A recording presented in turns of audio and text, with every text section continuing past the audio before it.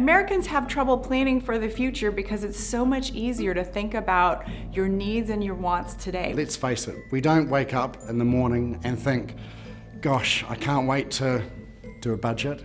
I think the visceral reaction a lot of people have to hearing about retirement savings is one of fear.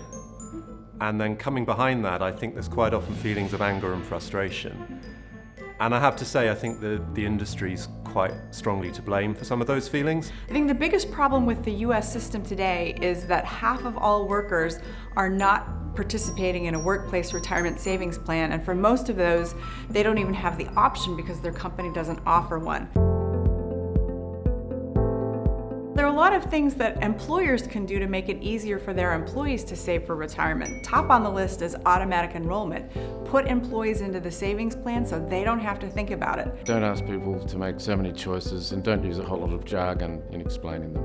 And I think one thing that we find really rapidly helps increase people's trust and confidence is simply speaking to them in a language that they understand. Most societies are growing older, and so the burden on an economy in looking after old people, if they're not saving for themselves, is simply too great. It's going to be normal for someone who's in their 20s now to live well beyond the age of 100, and we all need to start thinking about how to support people in later life, not just financially, but in terms of a good quality of life, maybe a longer working life. And that's something we all need to start concentrating on today, not in the future.